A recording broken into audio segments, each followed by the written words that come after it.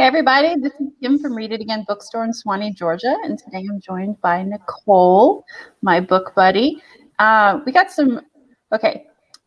has been on the show before, and today we get to meet his wife, Janice. Can you guys introduce yourselves? Janice is cooler than me. She should go first. Oh, thank you. I'm not sure that that's true. In fact, I'm pretty sure that's not true. My name's Janice Marcus. Some people know me as the Batgirl of San Diego. That was a long time ago. I am editor for the web project Galactic Journey, and also I help edit books at Journey Press. I'm currently working on a set of 3 novellas that will be released later this year. We don't have a picture for those yet. And so there are, we could talk about those later. That's me. Yeah, I am Gideon Marcus. I am a space historian, and I also run galacticjourney.org and journeypress.com. And I'm very honored to be here today. Okay, so a question I asked you guys before we went live was 20 years ago. Wait, we lost somebody. He's coming back. So 20 years ago, if you guys would did you foresee the fact that you would become science fiction, experts? Yeah. Something you could legitimately put on your resume? Absolutely not. 20 years ago, I was just starting my second college career after a career in IT. And I was just starting to read the enormous trove of science fiction magazines that my father had left me, beginning in around the late 40s. And that's ultimately what became the genesis of Galactic Journey. But that it would culminate in this, I had no idea. I wasn't even a space historian back then. Are those the magazines behind Janice? Yes. Some of them. Yeah. And a bunch of Japanese magazines. Right. So, which I'll be cracking into in the 70s. In the 70s. Okay, your turn, Janice. 20 years ago, did you?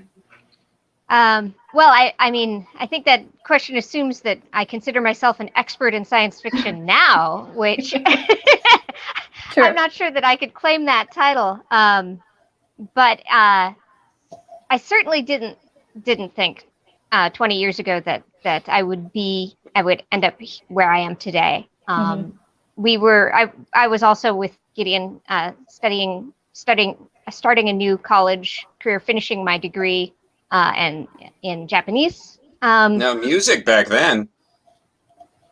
Was it? And hi, Cora. I see Cora's here. And then and we were just talking about having a baby, which I did a couple years later. And I had no idea how my life. It was very immaculate. Sure. I had no idea how my life was going to go from there. And it's been really exciting. It's been an amazing journey. And I wouldn't change a thing. I'm very happy where we are now.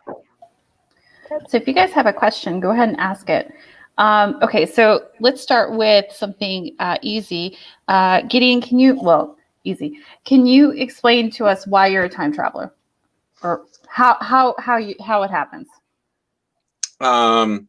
Well, so the conceit of galacticjourney.org is we are a bunch of fans who live exactly 55 years ago, living our lives day by day, just like you folks in the future, except we live back then. So right now it's July 28th, 1966, and Star Trek is going to come on the air in just over a month, and the Beatles are huge, but making their last tour. LBJ is president. Things in Vietnam are going south, although we don't know how bad it is yet.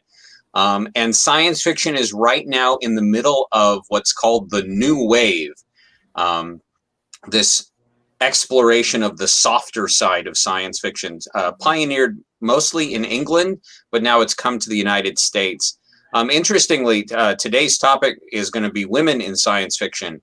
And women in science fiction is kind of a cyclical thing until after Star Trek. Right now, we're actually in kind of a nadir. I started this project back in 1954, which would be 2009 to you folks. And back then we were just coming off a high. The late 40s, early 50s was a high for women participation in science fiction. And 58 was kind of the last hurrah of that. And then it went into a nadir for a long time. I'm not quite sure why. And then all of a sudden Star Trek came out and everything changed. And I'll be happy to talk about why that is later. But the reason I'm a time travel is because the past is important. The past is now just a little different. Everyone was the same. They just had a little less technology and they were a little poorer. They faced a little more adversity in a lot of ways. But the themes that existed back then still resonate today. And the things that they were pioneering back then have come full flower in what we enjoy today in our regular culture and in our pop culture. So it's really exciting to see Star Trek and Doctor Who and fantasy and science fiction and analog, which are still magazines going today. People like Ursula K. Le Guin, who started in 1962. These are all people, everyone recognized them in the 60s, but they were just starting then.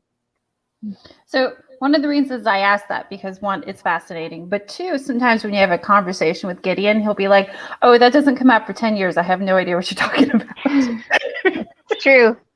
So I wanted to start that. So people are like, what do you mean it comes out in 10 years? We're talking about the 70s. So some people live in the past. I really do. I can show you my television. It's probably got the Addams Family on right now. Okay, yep. So let's talk about women in speculative fiction. You gave us a homework list. I'm going to post it.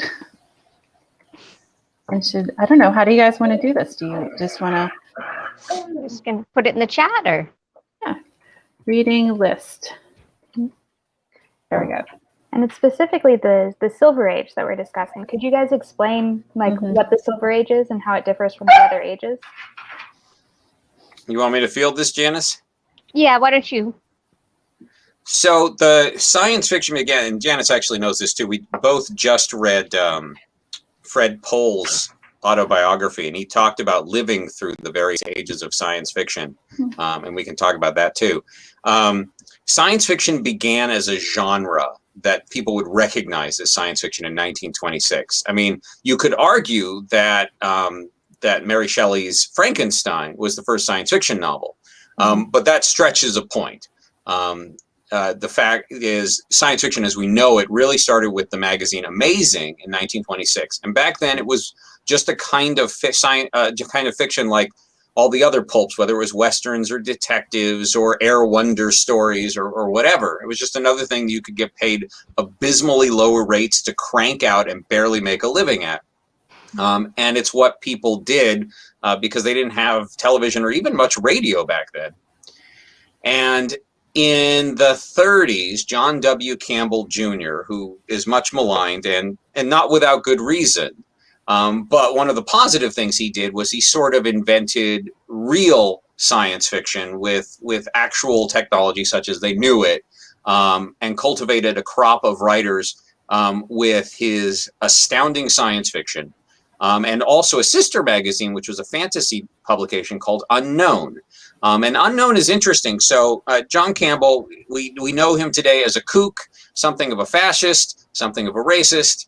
And these are some of his more pleasant qualities. But and all of that is true. That is also, yes. All of that is true. Yeah.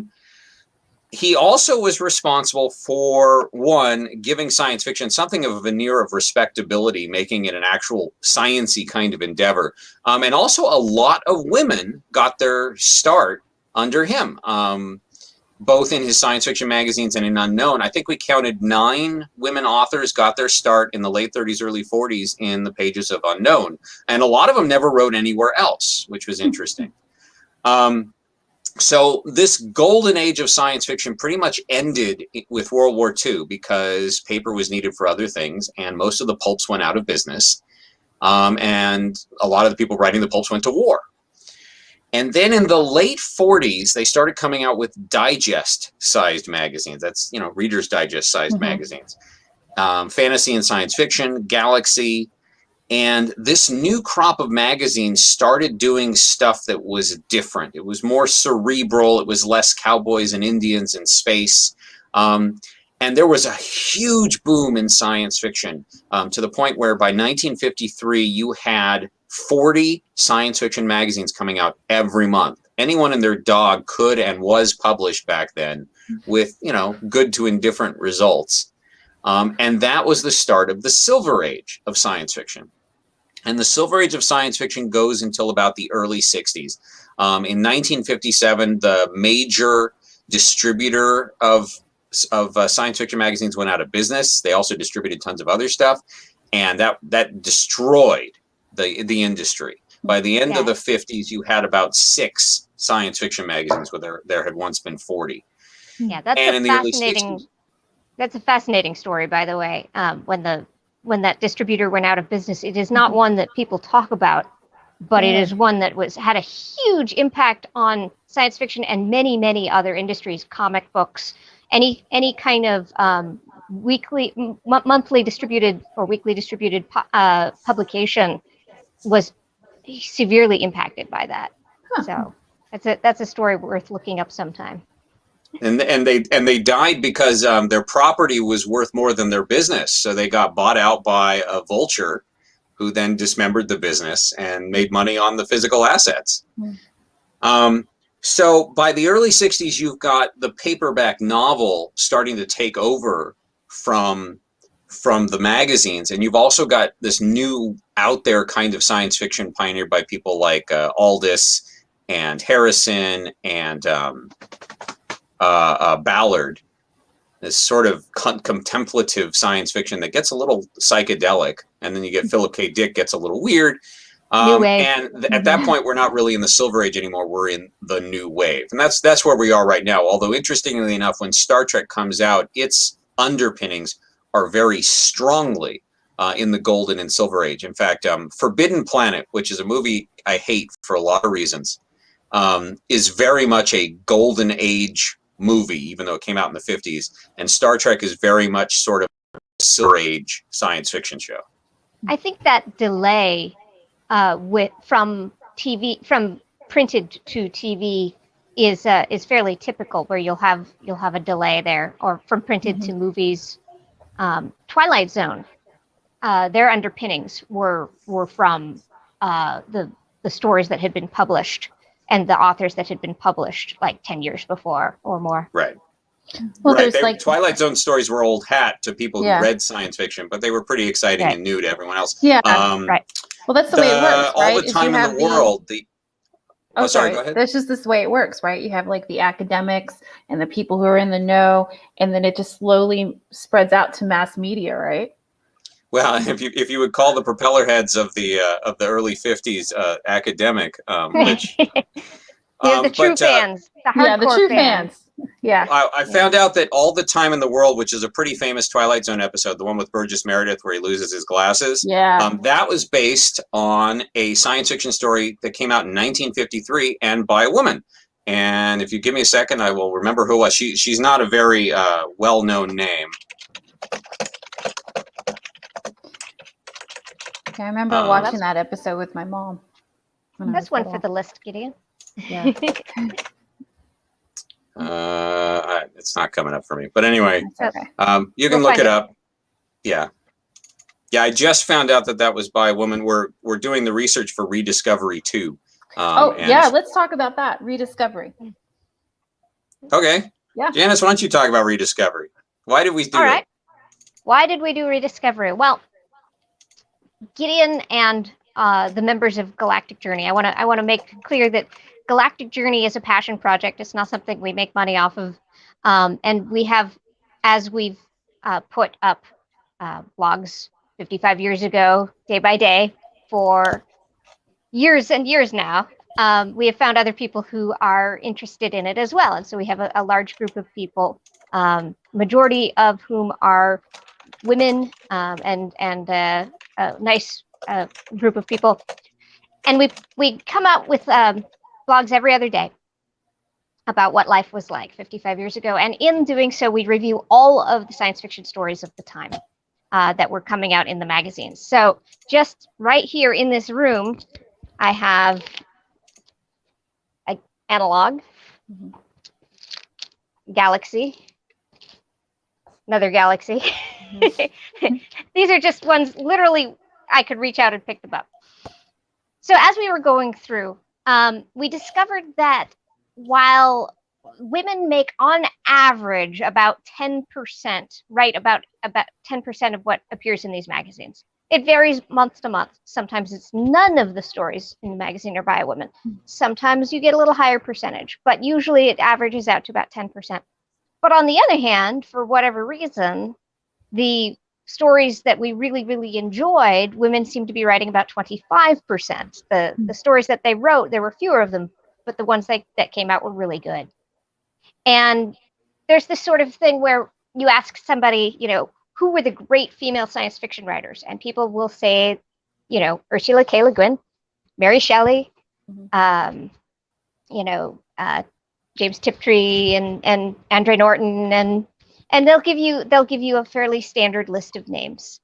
And we were discovering as we were reading these names of people that we'd never heard of before. And now some people will, I'll name some people and you'll be like, well, of course, some people would definitely recognize them. But for us, they weren't part of that list of names everybody knows. And there were some great stories in there that nobody had reprinted, or if they'd been reprinted like in some, book that sold like 3 copies. And so we said, you know what? Let's put together a book of some of these stories, and we will have each one introduced by a modern day female, or mostly female writers who can talk about the author, what we know of the author, and put it in context, because that's what the Galactic Journey project is really all about, is putting history in context. So we'll put a little bit of context for it, talk about, give a little framing to the story, and then present the story. And bring these names to people who have never heard of them, and bring these stories to people who've never heard of them before. And it came out fantastic. I think it's a really great book. I think it's an incredible contribution, and I'm very, very proud to have been part of it. I enjoyed it. I'm glad. Did you have a favorite story, Kim? I have to get my copy. It's behind the curtain. Why don't you guys talk about some of your favorite stories? In Rediscovery? Or that you've discovered from the Silver Age, either one.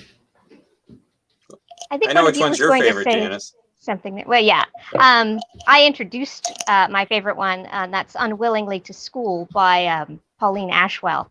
And that was one that I hadn't, when I started reading it, she writes in a very unusual style, a very atypical way, grammatically speaking, but consistent and deliberate. And so when I first started reading it, I was very turned off by the first few, first paragraph. It's like, what is this? What is she doing? Is this intentional? So I wanted, when I introduced the story, I really wanted to tell people, no, give it a chance, because once you get into that flow, once you get into the style, it's very funny. It's one of the funniest science fiction stories I've ever read. At least I thought so. And it's just full of these little zinger moments where you're just reading along, and then all of a sudden, oh man, I can't believe that. That just came out of nowhere. It caught me. I love it. It's also one of the longest pieces in the book. Yeah. The thing about women in science fiction, so it's very easy to paint things in very monolithic brushes. You can either say there were no women writing science fiction. You can say there was tons of women writing science fiction. There's a infamous book that says, see, I found that there were women writing back then, and therefore women have always have been equal partners in wonder. But the real story is more complex, and they weren't a monolith. Many of them knew each other, but most of them didn't. These were people who, in between their jobs or staying at home or whatever, would come out with stories. And interestingly enough, women tended to write much shorter stories back then. Most of them did not make livings writing, or they made forays into it but did other things. So, for instance, Lee Brackett wrote novels and she wrote short stories, but her real bread and butter was screenwriting. And if you look up her credits, she's got some pretty significant screenwriting credits all the way up to including The Empire Strikes Back. And by the way, it wasn't All the Time in the World. It was Time Enough at Last by Lynn Venable. And that came out in '53. We may reprint that in Rediscovery too, but I'm not sure because it's actually not my favorite story.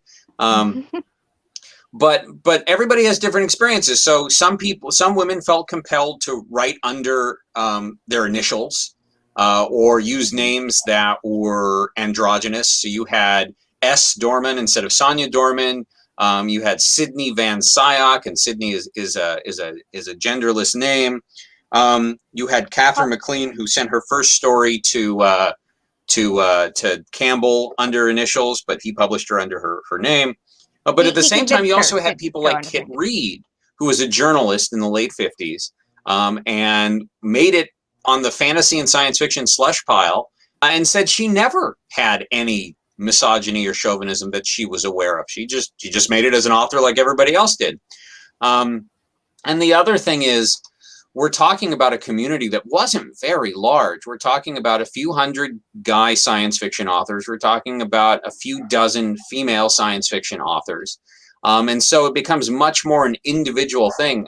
Someone was asking me today, what were Alfred Bester's influences as a science fiction author? And I'm like, what do you mean?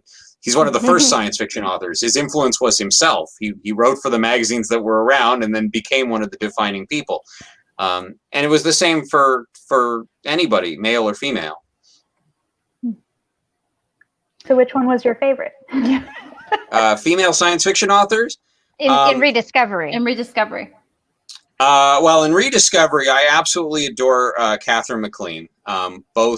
She writes the first story in Rediscovery. And that was actually in the very first magazine that I reviewed on Galactic Journey. And I knew right after I read that, I'm like, this is something special. And it helped that she was sort of bookended by a bunch of very mediocre stories by a bunch of dudes. So immediately out of the gate, I'm like, the story by a woman is much better than the other stories. And that's not always the case. There are plenty of clunkers written by women and plenty of sublime stuff written by men. But that first instance really sort of set the mode. And within just a few months, we really started to get a woman-focused mindset at the Journey. So remind me, what was the plot of, what was it? Unhuman Sacrifice. Quick. Unhuman Sacrifice is really interesting, and I don't want to give much away, but basically it's people come to this planet and they meet aliens that they really can't understand the biological life cycle of them. And at one point they try to help them and it ends up hurting them. It's just a fascinating first contact story. It's a really well-developed alien culture. Catherine McLean, I don't think I've read anything by her that's bad. And she wrote a lot of stories. And you can bet that there will be at least one of her stories in Rediscovery too. So let's talk about Rediscovery 2. When's it coming out? March 2022 in time for Women's History Month. Perfect. So can you give us like a preview? Who's going to be in there? Not easily. No. So how about what years that it takes place in? Right. So it's either going to be 1953 to 57 or 1952 to 57. We haven't quite decided. So Erica Frank is our curator, or maybe it's archivist. I can't remember which title she has. It's one or the other at Galactic Journey. And she put together a spreadsheet of 500 stories written by women in this era. And we're also going beyond magazines. We're looking at fanzines because women are about twice as represented in fanzines as they are in published magazines. What are fanzines? So a fanzine is a non-professional publication, which in the 40s and 50s... Sounds like a soda. Say again? It sounds like a soda. A soda? I'm going to enjoy a fanzine. Oh. 0 calorie fanzine. So Love a it. fanzine would be written by a bunch of fans and usually distributed to a fairly small group. 30 people, 100 people, be distributed by mail, and people wouldn't make money on it. They would just get paid postage. But it was a place for people to debut their writing abilities, share gossip, the news of the day, and sometimes some pretty good stories and editorials. And women tended to be better represented there than in the magazines. For whatever reason, either they weren't making it into they didn't have time to be published, or there was chauvinism keeping from it, or there was self-censorship or whatnot. What's really interesting is these super fans ended up becoming some of the names we know today, because a lot of these super fans did things like make sure Star Trek stayed on the air, like B. Joe Trimble and so forth. A lot of these people are really big in the early 60s and then come out as professionals afterwards. But Rediscovery 2 is going to, we can't give you who's going to be in it because we honestly haven't decided. We're still curating the list, which we probably won't have until the end of September, at which point we will have narrowed it down. Well, do you know who you're going to have as because before each short story, you guys have like an introduction, right? We have a pretty good idea who's going to be doing our introductions. In fact, we got very lucky. So as a result of doing Rediscovery, one of the amazing people we met is Dr. Lisa Yazek, who is in your backyard. Yeah. And she literally wrote the book on women in science fiction. She has an anthology called The Future is Female, which I believe you can also get at Read It Again Books. You can. I recommend it. Yeah, we love that book. It came out the year before Rediscovery. It covers a broader range of time and has about twice as many stories. I would say that the Rediscovery series will probably be a deeper dive. Future is Female is very much a survey kind of book. But Dr. Lisa is amazing. And she's actually going to do one of the introductions for Rediscovery too. Nice. Awesome. She did a great show with us where she talked about the history of time travel. And I just was like, I just sat there and listened, and I'm like, took mental notes, and she was just so fascinating. So, okay. So you also have Sybil. What is Sybil Sue Blue?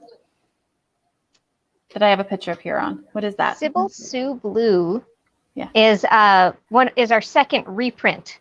Okay. And our first reprint was I Want the Stars, which is an excellent book by Tom Purdom. And then Sybil Sue Blue was by a author named Rosal George Brown. That's another name, which is yep, there she is. It's Roselle, Rosel. Yeah, not Rosalind. Yeah, it's Rosel. We'll go back to that. Yeah, it's okay. But that's actually an important point is Roselle George Brown is a name which is not necessarily immediately recognizable as female. So that's another case where you have somebody where people might not immediately go, oh, that was written by a woman. So she came out with a novel that was really neat. And unfortunately, passed away shortly after. She was very young when she died of leukemia, and it was very tragic. But we negotiated to republish this, and we are so excited that we get to share it with you guys. It's really cool. So people are watching. So you guys take books that are out of print and you republish them?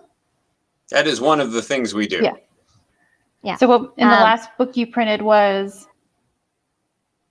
I Want Before Sybil Sue Blue? Yeah. That was Laura Ware's The Eighth Key, which is brand new, and it's our gay high fantasy romance. Yeah, that's not the reprint though. We've come out with Rediscovery, Gideon's Kitra, which is excellent. I Want the Stars, and I Want the Stars is a great example of there were writers who were truly progressive. Even back then, there's a lot of distrust and dislike of old science fiction in the modern fandom these days, and that's understandable. But dismissing anything before the year 2000 or whatever arbitrary cutoff you want to say really one hurts oneself by doing that, because there are some gems that are worth reading, and Tom Purdom's I Want the Stars is one of them. It's the first novel, as first science fiction novel, as far as I know, to star a person of color. It's certainly one of the very first that features polyamory. They have it's not the focus of the novel, but there is a queer couple in a relationship that is not portrayed as a negative thing, which is unheard of for that time. Have you ever read Samuel R. Delaney's Babel 17? Not yet. Oh, if you get a chance, that came out in '66, and it's amazing. Chip Delaney was the first Black science fiction author of any significance, and also, and he's gay. And although people didn't know that at the time, he was married. And Babel 17 is just a fantastic book, starring a really cool female protagonist with great poetry in it. Actually, Nicole, you would love that. The poetry really, she is a poet, and that is one of the central parts of the book. And it's just a super interesting, progressive book. But what's really neat is Tom Purdum's book came out 2 years before that and covers a lot of the same themes. In fact, the two of them, Tom and Chip, both were published in Ace Doubles. Both are from Philadelphia. And I don't know if you know what an Ace Double is, but it used to be science fiction books with one story on one side and one story upside down on the other. And both of them have been published in Ace Doubles. They talked about doing an Ace Double photo shoot with the two of them. One of them would have to stand on his head. But yeah, so we find these great, interesting books. Sybil Sue Blue is different from I Want the Stars. So I Want the Stars reads like it was written yesterday. Sybil Sue Blue does not. Not that it's less interesting, but it is much more this is a book written in 1966 to comment on the current situation, whether it's chauvinism or racism.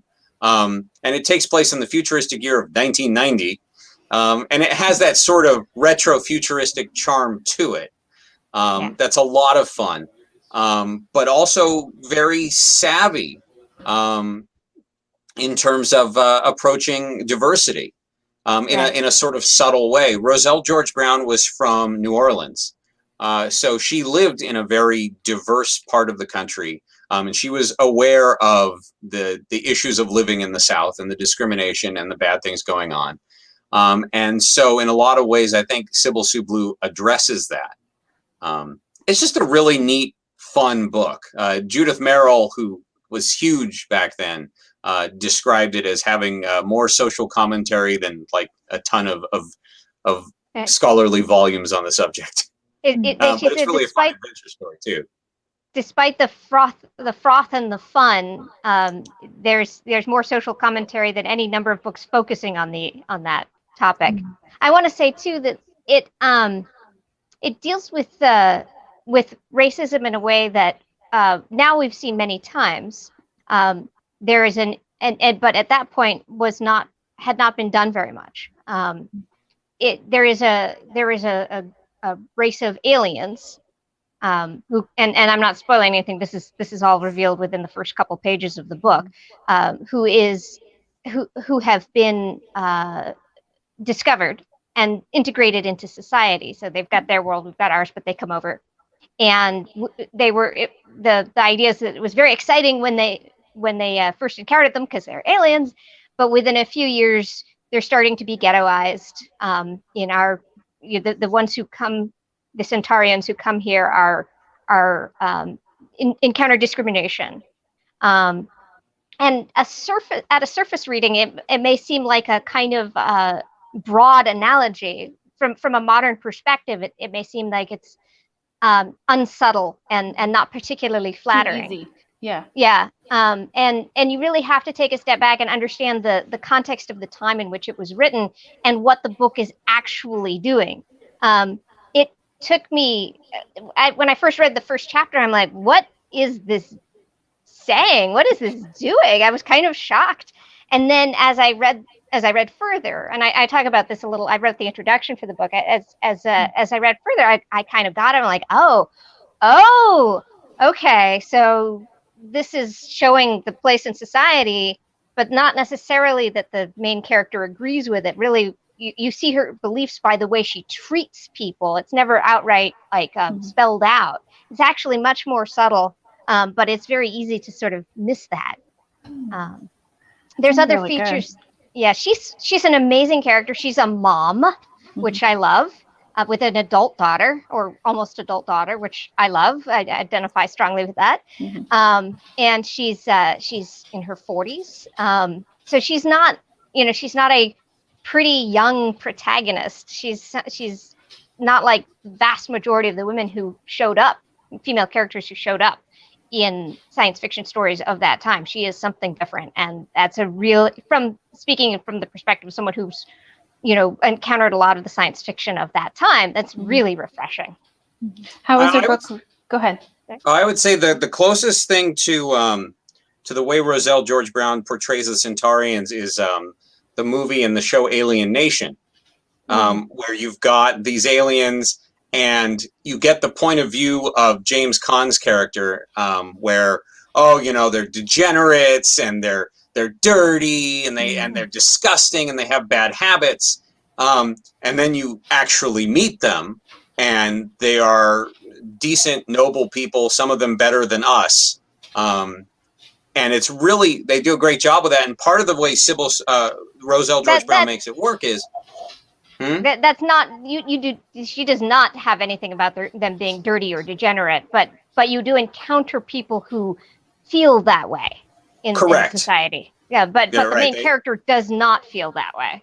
They have their bars, they're into their music, they have their drugs that they like to take. It's criminal very element. much right. Black people they listen to jazz and rock and roll and they smoke their marijuana cigarettes.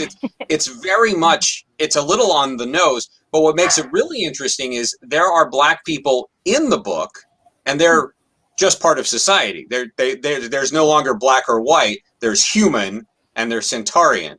Right. I just found it really interesting and a great way to do it and say these progressive things without just slamming you over the head with it. Switch gears, Gideon. You have a children's young adult series that you've published. Want to talk about that? Sure. If you don't feel I'm taking away from the women of science fiction by talking about my stuff, we don't have to talk about it forever. Just to hint at it, because I want to tell everybody that you're going to be at our store in person this fall, right? Yes. I'm super looking forward. I finally get to leave the house after how long? So this is the first book in the series. Yeah. And I will say there is a tangential connection. So back in the 50s and 60s, I'm not too loud, am I? Is my voice okay? My wife says I'm too loud. I did not. I've never said that. Oh, she was thinking it at you. I heard that. Don't put words in my mouth. In the 50s and 60s, back when science fiction was less formalized, they used to have what they called juveniles, which was science fiction for teenagers. And they were written by some big names like Robert Heinlein, but also one of the biggest names in it was Andre Norton, who is, despite the name, actually a woman, and a very prolific writer of these, what we would call young adult now. And I really dug those stories, but one of the things about those stories is they almost invariably start a guy, or I should say a boy, usually a guy in their teens. And so I really wanted to write a series that was a fun space adventure and not I didn't want to write urban fantasy, and I didn't want to write grim, dark dystopian where a band of plucky teens take down the man, because that's been done a lot.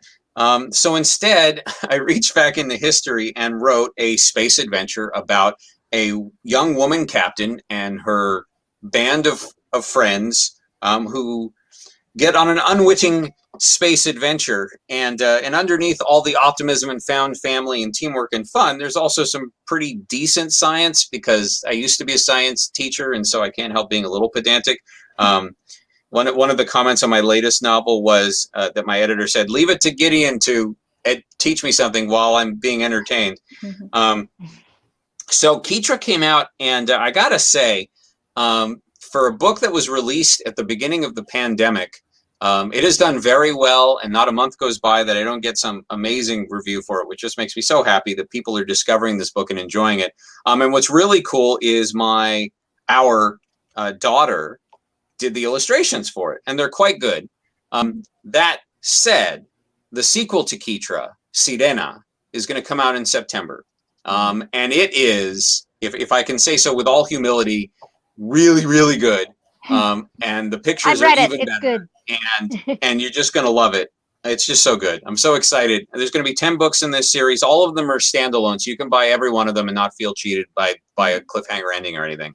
But you will enjoy them all, and yeah, and they star a bisexual woman of color because that's what she is. Does the main character carry over through the books? Yes.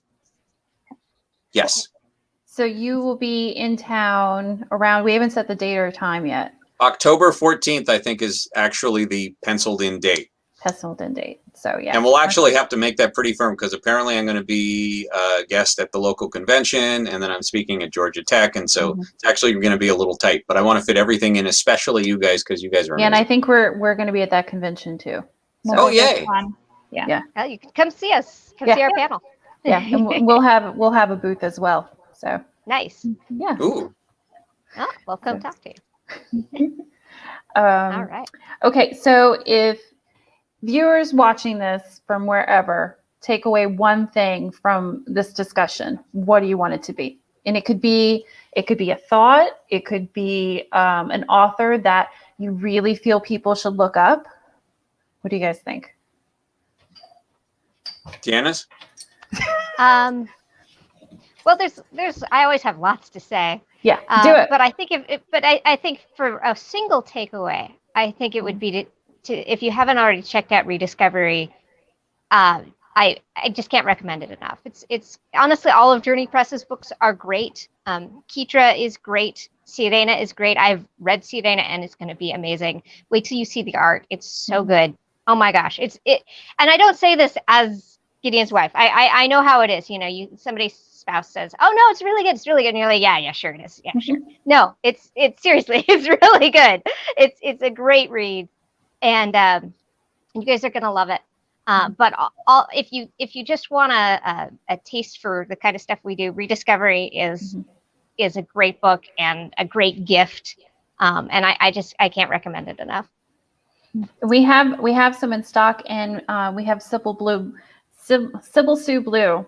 I have trouble saying that. I'm sorry. That's easy for you to say. It's on its way. It's running a little late, but Gideon was sending us some book plates, some signed book plates for them. Yes.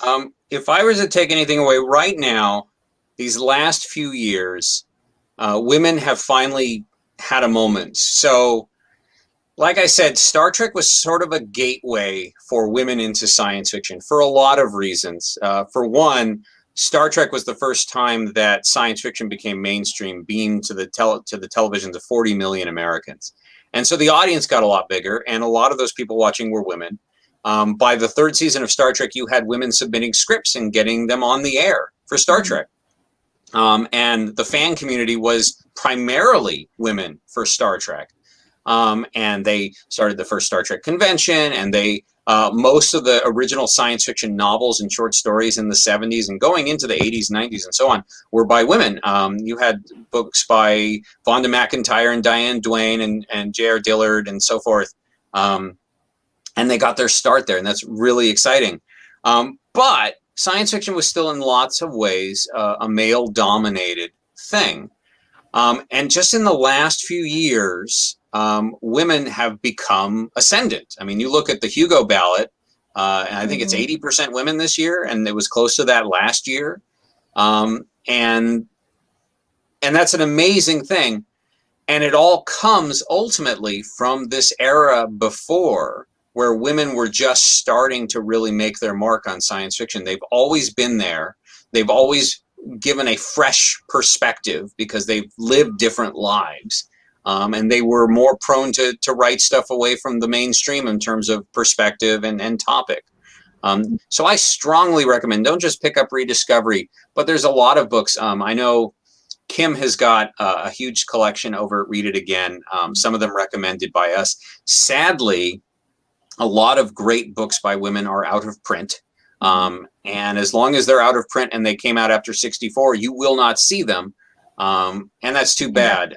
Hopefully Journey Press can bring some of them back. But a lot of them do exist, and read them. You will enjoy them. Yeah. What's your next reprint that you have in the works?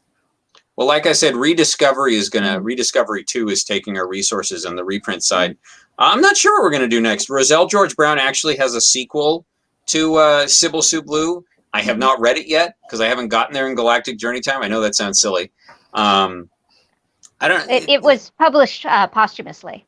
Okay. So we'll be checking that out at some point and seeing if we want to reprint it or not.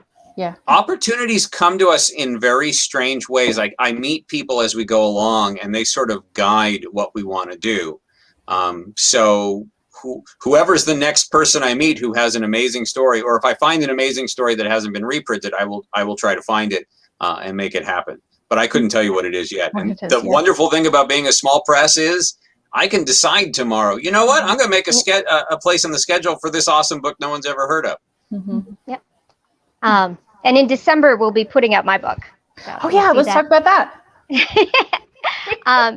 It's a series of, it's 3 novellas in one book. So kind of like an ace double, maybe like an ace triple. Each one is about 20,000 words. And each one is a romantic story with a science fiction or fantasy or slightly magical twist. In the world or the background. At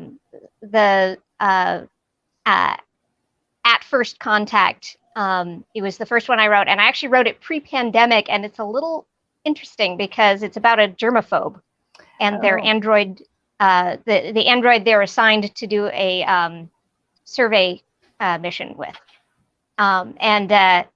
It is interestingly resonant in ways that I did not expect. There's 2 more that I've finished and will be including in that. They're all queer in one way or another. The stories are and all unusual love stories. And I think people are gonna like them. I'm pretty excited to be sharing them with you. Well, I know Gideon's been talking about it. I don't know, since we interviewed him last year. So I really look forward to that. Yeah, we'll have to do something like this again, and then we're going to do something in person in September. Yeah. Well, thanks, guys. We have Rediscovery, and we soon will have Sybil Sue Brown in stock. Blue. It's by Roselle George Brown, so it's easy to mix those up because they're both color names, but starting with B. I don't do well with tongue twisters. It's okay. Sybil Sue Blue. I'll say it. Sue Blue. Okay. Yep. You got it. All right. Well, good. So if anybody's interested in a copy, we have them. We'll have autographed book plates soon. You don't have to buy them from us, but please support your local independent bookstore. We would love to be your local independent bookstore, but if you have somebody you already love, you can get it from them. And who do you guys support at home? You were telling me last time. Scene in San Diego isn't great, ironically enough. But Artifact Books in Encinitas is a really cool place. We've done some work with Diesel in Del Mar. It's mostly used books, but we really like in Joshua Tree, Space Cowboy. That one is a wonderful bookstore, and with just John Paul is an amazing person. I definitely recommend that if you ever get out to Joshua Tree. And I want to say our book plates are really neat. I don't think any other publishers do it quite like this. Each book plate that we send out has a picture which is custom made for the specific book. It was custom drawn for the book. And then we sign it, or we have it signed, like we have Tom Purdom signing them, or Gideon signs it if it's for Kitra. You can put that sticker inside the book, and then it's a signed copy of that book. And it's clearly made for the book with that custom art that you cannot get anywhere else. It's custom made for that book. So it's a pretty neat way of getting a signed copy that you can't get anywhere else. You got to go to your local bookstore for that. And I know Read It Again will have those book plates very soon. Probably by the time anybody watches this, we will have them. Yep. And a lot of other local bookstores have them too. And if they don't, you can tell them to get in touch with us, and we will send them to them. If they order our books, we'll send them book plates, and they can sell signed copies. That's the great thing about supporting an independent bookstore and an independent press. right? Us Yeah. indies got to stick together. And at a used bookstore, we might have some of the titles that are out of print. Yeah, that's true. Mhm. Yeah. You never I know. have a bunch of the fantasy magazines you were talking about, but they are buried in the construction. Mm. They'll I get have a- unburied, though. They will. I eventually. have a giant box of them, and they're pretty darn cool. So, all I right, guys. have OCD. I went to a used bookstore in Maryland, and I spent about half an hour putting all of their magazines in chronological order. We have a couple customers who do that, and they leave the science fiction section better than it was before. So, and that's Nicole's and my baby, so that's saying a lot. I can't wait to see it. See it? Well, hopefully we should. I don't want to say hopefully. It'd be really sad if we're not in our space. Then by then, We'll work it out. We'll work it out. I'm so ready to move home. All right, guys. Well, thank you for doing this. I really appreciate it. Go out and check out their books today. And well, thanks, guys. Thank you. All right. Bye. Bye. All right.